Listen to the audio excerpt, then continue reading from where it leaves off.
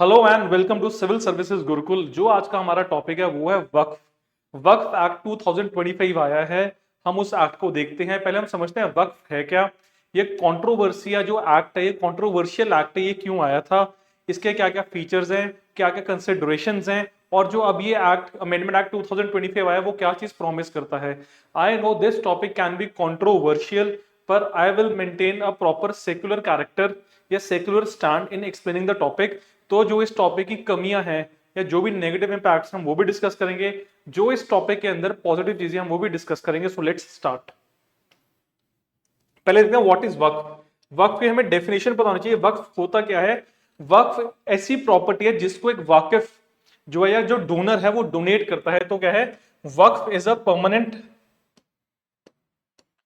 Waqf is a permanent dedication of movable and immovable property by a Muslim.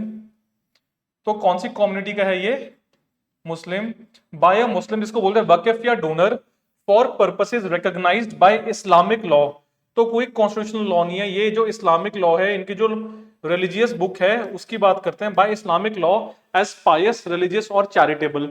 तो अगर कोई मुस्लिम donor की property को डोनेट करता है, किस किस चीज के लिए, पायस, उसको लगता है कि मैं पवित्र हो जाऊंगा, रिलीजियस या चैरिटेबल पर्पस के लिए, तो वो बॉडी किसके अंदर या वो प्रॉपर्टी बेशक मूवेबल है या इमूवेबल है, वो किसके अंदर आएगी, वो वक्फ के अंदर आएगी। प्रॉपर्टी वंस डेडिकेटेड, अगर आपने एक बार डेडिकेट कर दी है, बिकम्स इनएलिनिएबल, मतलब वो कैनॉट बी सोल्ड, ट्रांसफर्ड और इनहेरिटेड। अगर आपने एक बार डोनेट कर दी है तो ना ही उस प्रॉपर्टी को कोई सेल कर पाएगा, ना ही इनहेरिट हो पाएगी, और ना ही वो ट्रांसफर होगी। क्योंकि अब उसको मैनेज कौन करेगा, उसको मुतवली मैनेज करेगा। मुतावली कौन है, केयरटेकर या मैनेजर, जिसको प्रॉपर्टी दी गई है या जिस संस्था को प्रॉपर्टी दी गई है। तो प्रॉपर्टी देते किसको है, वक्फ बोर्ड को देते हैं। और देता कौन है, एक वाकिफ या डोनर देता है, और उस प्रॉपर्टी को मैनेज किया जाएगा। अब ना ही वो प्रॉपर्टी ट्रांसफर होगी, ना ही सेल होगी, और ना ही इनहेरिट होगी। तो ये क्या है, ये एक बेसिक डेफिनेशन है वक्फ की कि वक्फ है क्या। ठीक है जी। हम देखेंगे कि पर्पसेस क्या क्या है प्रॉपर्टी के लिए। तो सबसे पहले पर्पस क्या है, रिलीजियस। अब रिलीजियस में क्या आ जाएगा, मॉस्क्स, मदरसास एंड ग्रेवयार्ड्स। तो प्रॉपर्टी किस किस पर्पस के लिए दी जाती है, या तो प्रॉपर्टी दी जाएगी मॉस्क को या मदरसास को टीचिंग के लिए, या ग्रेवयार्ड को दफनाने के लिए। फिर सेकंड पर्पस क्या है, चैरिटेबल। उसमें क्या है, वो स्कूल्स को दी जाएगी, हॉस्पिटल्स को दी जाएगी, या ऑर्फनेजेस को दी जाएगी। जो चैरिटेबल पर्पस है ये मेजरली फुलफिल नहीं होता। थर्ड आपका है सोशल वेलफेयर।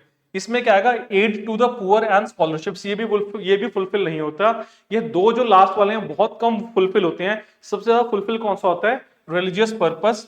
और यही मेन पर्पस है किसका, वक्फ प्रॉपर्टी का या वक्फ बोर्ड का, कि वो लोगों से प्रॉपर्टी लेते हैं in the form of donation और उसको मैनेज करते हैं, मुतवली करते हैं। ठीक है जी। फिर देखते हैं इसका लीगल फ्रेमवर्क कि प्री इंडिपेंडेंस क्या लीगल फ्रेमवर्क था। तो वी हैड वन एक्ट, वो क्या था, वक्फ वैलिडेटिंग एक्ट, जो इस ट्रांसफर को वैलिडेट करता था। और ईयर क्या था, 1913, और बाद में कब बना, वो 1930 में अमेंड हुआ। मेनी वक्फ प्रॉपर्टीज मिसमैनेज्ड या एनक्रोच्ड ड्यूरिंग कॉलोनियल पीरियड। तो बहुत ऐसी प्रॉपर्टीज थी जिसको मिसमैनेज किया गया, जिसके ऊपर एनक्रोचमेंट की गई, या इस एक्ट के थ्रू लोगों की प्रॉपर्टी के ऊपर एनक्रोचमेंट की गई। तो हमने बोला कि कॉलोनियल पीरियड में इसके साथ भी क्या हुआ है, एनक्रोचमेंट हुई है। अब देखेंगे पोस्ट इंडिपेंडेंस एक्ट क्या है। पोस्ट इंडिपेंडेंस में हम देखेंगे वी हैड 1954 एक्ट।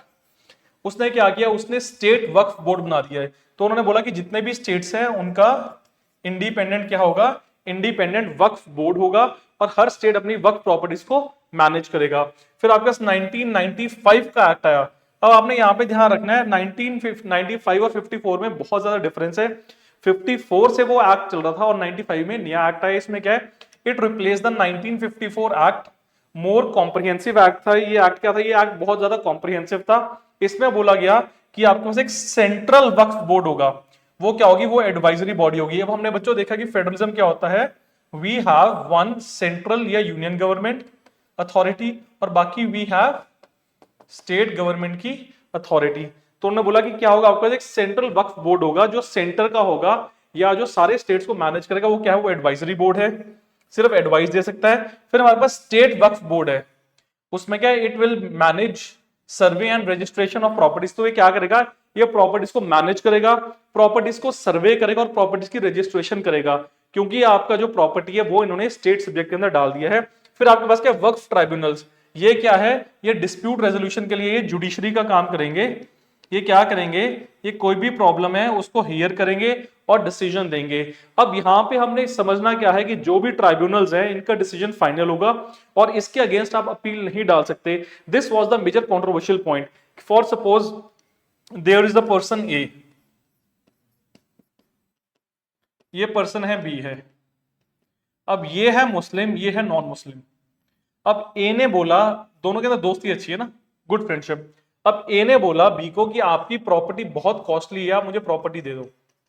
बी कहता है कि नहीं, I will not give you the property, it is my property. अब ए क्या बोलेगा, ए बोलेगा जाके स्टेट वक्फ बोर्ड को कि जो ये प्रॉपर्टी है, यहाँ पे मेरे ग्रैंडफादर, ग्रेट ग्रैंडफादर या फादर ने कभी भी नमाज अदा की थी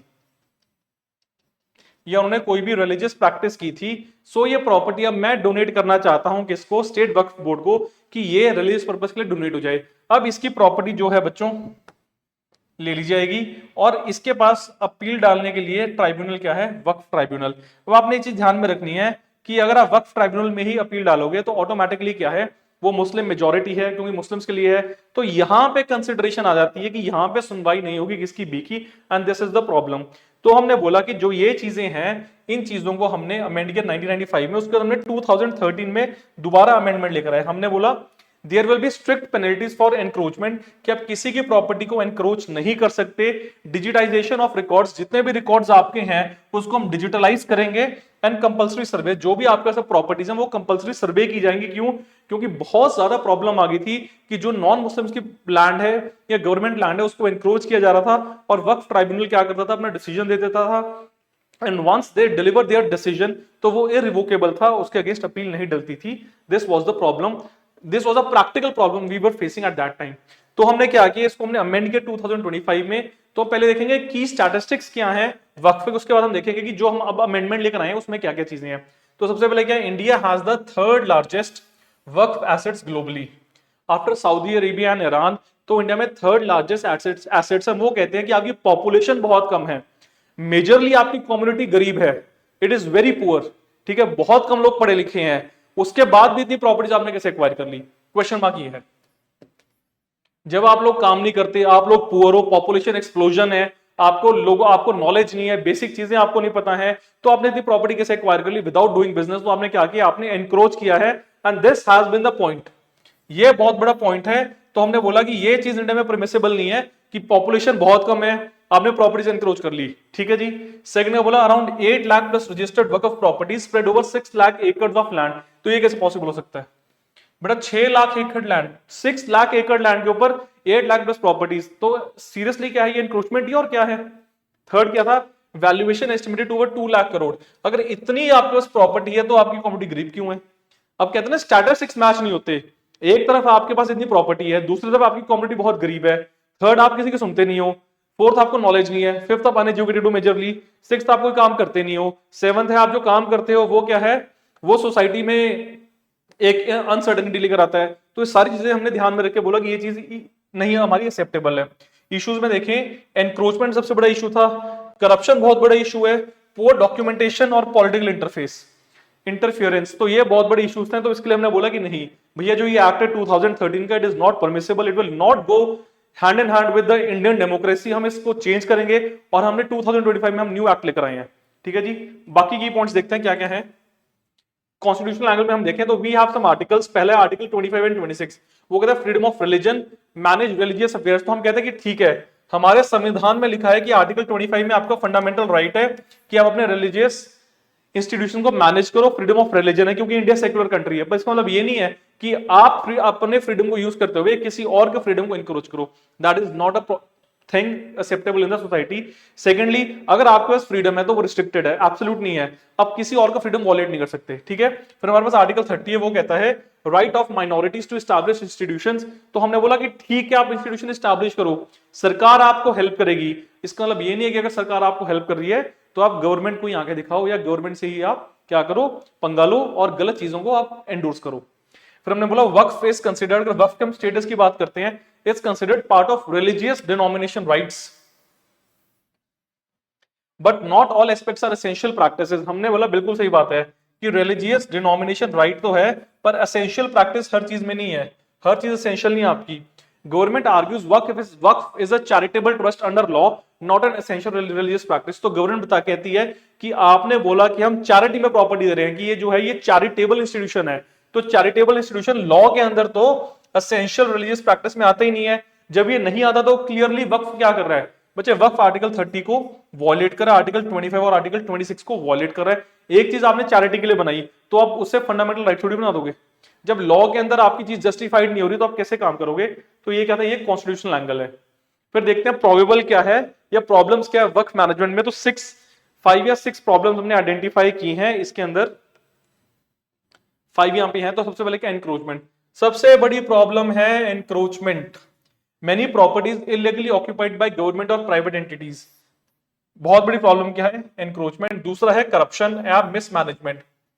फंड्स डाइवर्टेड, पुअर ऑडिटिंग। तो कहते हैं कि फंड्स बहुत सारे डाइवर्ट हुए, ऑडिटिंग पुअर है, पता ही लगता पैसा जाता क्या है, पैसा आता कहां से है। गरीब कम्युनिटी है ना बच्चों। थर्ड है poor documentation. Many waqfs lack clear deeds, waqf by user claims cause disputes. उन्होंने बोला है कि डीड ही क्लियर नहीं है, आपने प्रॉपर्टी एनक्रोच करी, डीड आपकी क्लियर नहीं है और आप कहते हो प्रॉपर्टी हमारी है। This is all a crap. Fourth है political influence. State government appoint members leading to patronage. वो कहते हैं कि हम एक कम्युनिटी को प्लीज करने के लिए मेंबर्स वहां पे अपॉइंट कर देते हैं और वो क्या करते हैं, वो एनक्रोच करते हैं, and that is not an acceptable thing. Last है जुडिशियल बर्डन। थाउजेंड्स ऑफ वर्क disputes pending in courts and tribunals. वो कहता है कि इनके डिस्प्यूट्स बहुत ज्यादा पेंडिंग है कोर्ट्स में, ट्राइब्यूनल्स में। और होता क्या है कि ये कैरी ऑन होते रहते हैं, लिंगर ऑन होते रहते हैं और लोगों को बहुत दिक्कत आती है, बहुत प्रॉब्लम आती है। तो इन प्रॉब्लम्स को आइडेंटिफाई करके हमने बोला कि हमें इसको क्या करना है, इसको रिकरेक्ट करना है। तो हम लेकर आए वक्फ अमेंडमेंट एक्ट 2025। अब हम इसमें देखेंगे कि एक्ट में क्या है।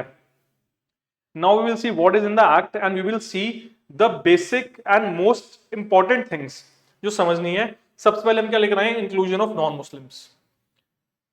हमने बोला central and state Waqf boards can have non Muslim members for admin and finance roles. उन्होंने बोला कि आप एक कम्युनिटी को प्रॉपरली या प्योरली रिलीजियस नहीं बना सकते।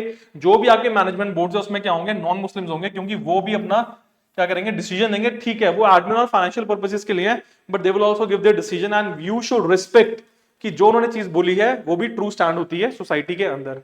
सेकंड क्या है, ban on Waqf by user. उन्होंने बोला ये टर्म बड़ी वेग है, it is very vague term, we will not go by this term. क्या बोला, properties that become Waqf by long usage can not be newly claimed. उन्होंने बोला है कि अगर कोई प्रॉपर्टी आपकी ऐसी है तो ये नहीं कि आपने आज उसको क्लेम कर लेना, आज आप क्लेम नहीं कर सकते। अगर पहले क्लेम नहीं किया तो अब आप क्लेम नहीं करोगे। अगर आपने क्लेम करना था तो आपने पहले करना था।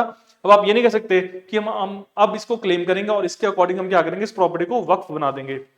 फिर आपका है एग्जिस्टिंग वंस अंडर स्क्रूटनी की, जो भी आपकी प्रॉपर्टी पहले आपके पास है उसको स्क्रूटनाइज किया जाएगा कि आपने प्रॉपर्टी कैसे एक्वायर की है, मुतवली कौन है प्रॉपर्टी का, वाकिफ या डोनर कौन है, और उस प्रॉपर्टी के प्रॉपर डॉक्यूमेंटेशन देखे जाएंगे। उसके बाद ही आपको प्रॉपर्टी दी जाएगी। फिर आपको क्या, एलिजिबिलिटी टू क्रिएट वक्फ। उन्होंने बोला donor must be practising Muslim for at least 5 years, कि जो भी आपका डोनर है तो प्रैक्टिसिंग होना चाहिए, कि वो एसेंशियल प्रैक्टिस को फॉलो कर रहा है। 5 साल से वो मुस्लिम कम्युनिटी के अंदर है, एसेंशियल प्रैक्टिस को फॉलो कर रहा है, उसके बाद ही वो प्रॉपर्टी डोनेट कर सकता है। ऐसे कोई प्रॉपर्टी डोनेट नहीं करेगा, ऐसे कोई प्रॉपर्टी डोनेट नहीं करेगा। तो उन्होंने ये भी बोला है इसके अंदर। But just a second, restart हो रही है क्योंकि वो भी बेचारी हीट अप होगी सुन के कि मुस्लिम कम्युनिटी में क्या चल रहा है और वक्फ को कैसे मिसयूज कर रहे हैं। So we are restarting the slides and we will see कि इसके अंदर क्या क्या चीजें हैं। Just 1 minute. तो हमने चीज ध्यान रखनी है कि जो ये हमारा टॉपिक है, it is very essential topic, it is very necessary topic. क्यों? क्योंकि ये बहुत सारे एंगल्स आपके क्लियर कर देगा जो सोसाइटी में चल रहा है। Let's wait for some 30 40 50 seconds so that the screen can be started.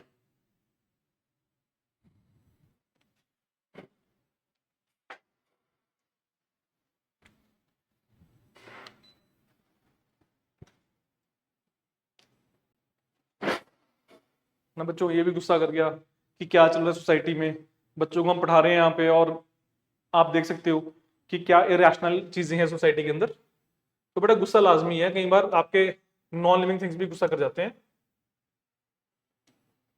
तो उसमें हमें रिस्पेक्ट करना चाहिए बच्चों, डिफरेंस ऑफ ओपिनियन ना, ये बात है।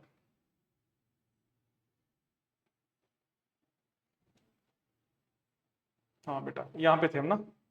तो we should respect the difference of opinion. तो ये चीजें हैं, ठीक है जी। उन्होंने बोला कि 5 इयर्स के लिए आपने करना है। नेक्स्ट हम देखते हैं इसके अंदर, नेक्स्ट हमारे पास क्या, प्रॉपर्टी रिकॉर्ड्स एंड रजिस्ट्रेशन। उन्होंने बोला है कि there is mandatory geo tagging, coordinates को अपने ज्योग्राफिकली टैग करना है, ऑनलाइन रजिस्ट्रेशन करनी है, पब्लिक नोटिस निकालना है बिफोर डिक्लेयरिंग प्रॉपर्टी एज वक्फ। आपने ऐसा नहीं करना कि आज आपका मन किया आपने बोल दिया ये XYZ प्रॉपर्टी वक्फ है, नहीं, आपको सारी चीजें करनी पड़ेंगी, आपको प्रॉपर प्रोसीजर फॉलो करना पड़ेगा।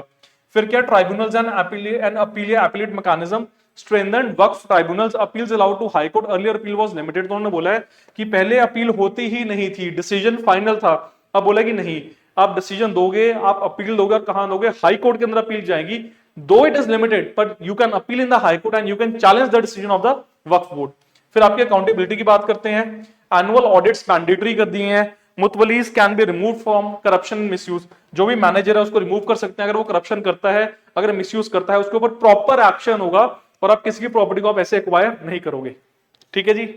अब देखते हैं ये चीजें कंट्रोवर्शियल क्यों हैं। तो कंट्रोवर्शियल में देखते हैं ऑटोनॉमी वर्सेस ओवरसाइट। तो उन्होंने बोला है कि जो मुस्लिम बॉडीज हैं दे फियर गवर्नमेंट इंटरफेरेंस इन रिलीजियस इंस्टीट्यूशंस, वो कहते हैं कि हमें डर है कि सरकार अगर इसके अंदर क्या करेगी, इंटरवीन करेगी, तो कहीं ना कहीं हमें प्रॉब्लम आएगी। तो सरकार कहती है ऐसा कुछ नहीं है, आप डरते क्यों, अगर आप सच्चे हो, आपने सही काम किया, यू आर एथिकल, तो why are you having a fear कि गवर्नमेंट इंटरफेयर करेगी। सेकंड है इंक्लूजन ऑफ नॉन मुस्लिम्स। उन्होंने बोला seen as diluting religious character of Waqf boards, government said is only administrative. तो हमने बोला कि हमारी कंट्री सेक्युलर है ना बच्चे, दिक्कत क्या है, आपके पास इंटीग्रिटी है, आपके पास ऑनेस्टी है, आप एथिकल हो, तो अगर नॉन मुस्लिम आ जाएंगे तो दिक्कत है ही क्या आपको। वैसे भी तो आपकी पॉपुलेशन लिमिटेड है, पढ़ी लिखी नहीं है, जितने पढ़े लिखे हैं आपकी पॉपुलेशन में से वो बहुत हाई हैं, बाकी आपकी मेजरली पुअर हैं। तो बच्चे उसको तो समझाना है ना कि चीजें कैसे होती हैं। तो सेकंड पॉइंट ये है। थर्ड आपका है जी essential practices versus practice debate. तो उन्होंने बोला कि गवर्नमेंट कहती है waqf is Islamic concept but not essential practice, petitioners कहते हैं it is integral to Islamic charity and community welfare. तो बच्चे बात यहाँ पे है ना, अगर आप ये कहते हो कि हमारे इस्लामिक चीजें हैं तो यूनिफॉर्म सिविल कोड भी लेकर आओ, क्यों नहीं लेकर आते आप आर्टिकल 44, ब्रिंग आर्टिकल 44 ना। हर चीज आप अपने रिलीजन के अकॉर्डिंग थोड़ी मोल्ड कर लोगे, कुछ चीजें प्रैक्टिकल भी तो है, उसको भी तो समझना है। तो यहाँ पे वही बात की है। तो आप कहते हैं एक तरफ चैरिटी है, कम्युनिटी वेलफेयर है, तो बेटा फिर वो चीज पॉसिबल नहीं है ना। जब वेलफेयर की बात आती है तो आपको चाहिए सब कुछ, जब आपने वेलफेयर करना है आपने देना कुछ भी नहीं है, तो बेटा ये one side give and take थोड़ी है ये। फोर्थ है फियर ऑफ लूजिंग प्रॉपर्टीज। अब फियर इसलिए है ना, फियर सच्चा है बच्चे, fear is our original concept, और वो सच्चा है क्यों, क्योंकि इन्होंने बहुत प्रॉपर्टीज ऐसी इन्होंने मिसमैनेज तरीके से एनक्रोच की हुई है। Removal of Waqf by user may disposes many long used mosques, Dargah, graveyards without proper documentation. तो ठीक है ना यार, डॉक्यूमेंटेशन नहीं है, आपको क्यों जगह दी जानी चाहिए, क्यों दी जानी चाहिए आपको, जब आपके पास डॉक्यूमेंट ही नहीं है। एक तरफ आपको तो चीज हमारी है, दूसरे आपके पास डॉक्यूमेंटेशन नहीं है, तो बिल्कुल सही बात है, आपको नहीं देनी चाहिए हमें चीजें। फिर हम देखते हैं कि सुप्रीम कोर्ट ने क्या कहा है। तो आपके एक है Asaduddin Owaisi, Muslim bodies, preacher of Islamic law in India, है ना। तो उन्होंने कई सेवरल पिटिशंस फाइल की हैं, ठीक है, बोलने में बहुत अच्छे ओरेटर हैं पर फैक्ट्स में जीरो हैं। तो पहले की आर्गुमेंट क्या, wallets article 25 and 26 freedom of religion. यार आपकी एसेंशियल रिलीजियस प्रैक्टिस ही नहीं है तो कैसे हो गया ये wallet, this is not a वॉलेशन। Interference in minority rights, minority है, 6 लाख एकड़ लैंड आपने ले ली, 8 लाख प्लस लैंड्स आपकी कहते हैं रजिस्टर्ड है, फिर आप कहते हो माइनॉरिटी कैसे हो गया। अगर माइनॉरिटी हो तो you should respect constitution. Supreme court ने क्या बोला, interim stay on some provision. Supreme court ने बोला ठीक है, हम जो 2025 का एक्ट है उसके ऊपर क्या करते हैं, इंटरिम स्टे लगा देते हैं। सीजे गवाही ने क्या बोला, waqf is Islamic concept but not essential part of Islam. बेटा आपका ये रिलीजन इसको सपोर्ट नहीं कर रहा और आप दोष इसका निकाल रहे हो कॉन्स्टिट्यूशन का, this is a very bad thing, और कई केसेस इसके ऊपर ऑनगोइंग है। अब पॉलिटिकल एंड सोशल रिएक्शंस में देखें, सबसे पहले क्या, ऑपोजिशन एंड मुस्लिम ग्रुप्स, उन्होंने क्या बोला है, अब आपको पता है ना, जिहाद का झंडा लेके आगे जाते हैं, called it attack on religious freedom, they have called it attack on religious freedom, this is not an acceptable thing, ठीक है जी। सेकंड क्या गवर्नमेंट ने बोले, says aim is transparency and anti corruption। सरकार तो बोल रही है बच्चे ट्रांसपेरेंट मेथड से चलेंगे, एथिकल मेथड से चलेंगे, इंटीग्रिटी वाले मेथड से चलेंगे, और हम जो करप्शन है आपके अंदर वो टैकल करेंगे। फिर रिलीजियस कंट्रोवर्सीज में क्या आता है, अगर प्रोटेस्ट में देखें, वॉयलेंट इंसिडेंट्स हुए हैं, मुर्शिदाबाद वॉयलेंस इन बंगाल। अब देखो वॉयलेंस करने में सबसे आगे हो, ठीक है, डोनेशन करने में अपनी कम्युनिटी को सबसे आगे हो, पर जब सरकार भी प्रोविजन लेकर आ रही है तो सबसे पीछे, उसको एक्सेप्ट नहीं करते, उसको रिस्पेक्ट नहीं करते। इसमें कहेंगे सबसे पहले क्या है हमारे पास, Andhra Pradesh Waqf board lease land worth 2000 crore for MSME park, ठीक है जी। उन्होंने क्या किया, 2000 करोड़ की लैंड को लीज कर दिया। डिबेट ऑन कमर्शियलाइजेशन, अब खुद तो कमर्शियलाइजेशन कर रहे हैं, एक तरफ कहते हैं कि हमारे लॉ में लिखा है कि आपने इंटरेस्ट पेमेंट्स नहीं लेनी है, कमर्शियलाइजेशन नहीं करनी है, खुद ही कमर्शियलाइजेशन करी जा रहे हो।